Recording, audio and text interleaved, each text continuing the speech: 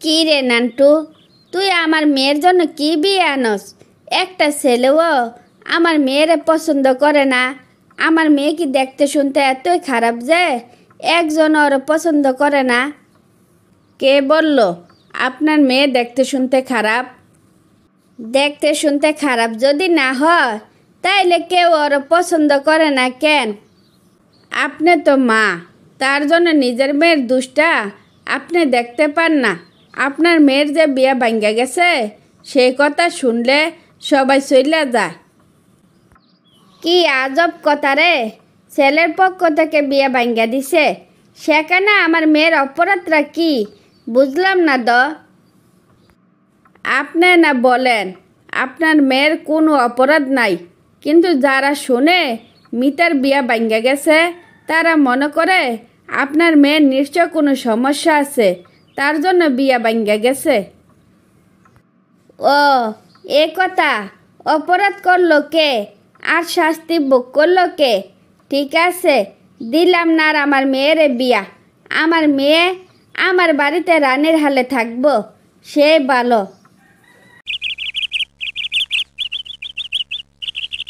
ভাবি, তোমার মিতার তো মেলা বয়স হয়ে গেছে, বিয়া শাদি তো একবার দিতে হবে নাকি? আমার কাছে ভালো একটা পাত্র আছে, তুমি চাইলে একবার দেখতে পারো। আমার মেয়ের মেলা বয়স হয়েছে, একথা তোমারে কে বলল? আমার মেয়ের 25 বছর চলে, কিন্তু ছেলের বয়স কত সে কি করে? ছেলের বয়স তেমন বেশি না, শুনছিলাম 45 বছর চলে নাকি। বয়স কোনো ব্যাপার না, ব্যবসা বাণিজ্য করে, ছেলের মেলা টাকা পয়সা আছে, তোমার মেয়ে অনেক সুখে থাকতে পারবো। আমার মেয়েরে দেখা কি তোমার মনে হয় আমার মেয়ে অনেক দুঃখে আছে? আজের কথা বাদ দাও, 25 বছরের মেয়েরে 45 বছরের বুড়া বেটার সাথে বিয়া দিব না। এবার তুমি যাইতে পারো। তুমি আমার সাথে এভাবে কথা কইতেছ কেন? এভাবে কি কেউ কাউরে তাড়াইয়া দেয়? আমার মেয়েরে যদি কেউ ছোট করে কথা বলে আমি তার মুখও দেখতে চাই না, আর কথা বলবো দূরের কথা। বারে, ছেলের একটু বয়স হতে বেশি, এছাড়া আর তো কোনো সমস্যা নাই, তাইলে মেয়ে বিয়ে দিতে অসুবিধা কোথায়? মেলা অসুবিধা আছে।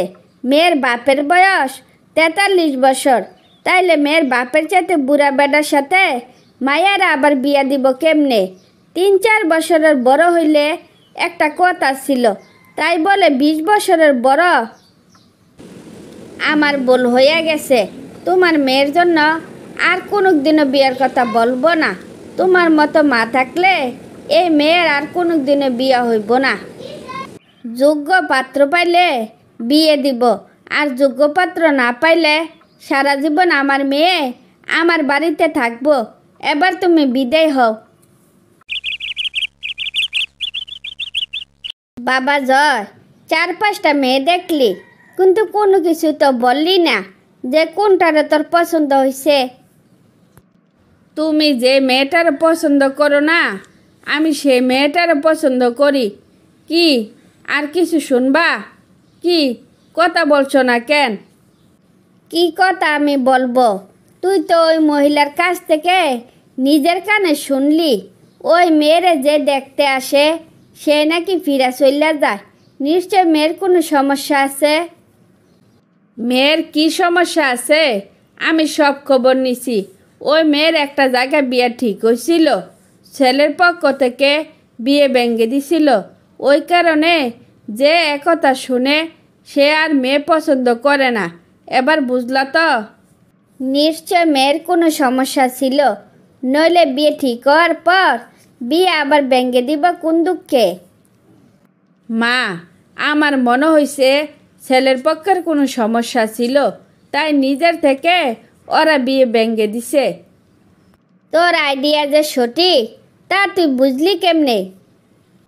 তোমার আইডিয়া যে সঠিক তা তুমি বুঝলা কেমনে? কি রে, তুই আমারে কি বুঝাইতে চাইছস? আমারে বলতো।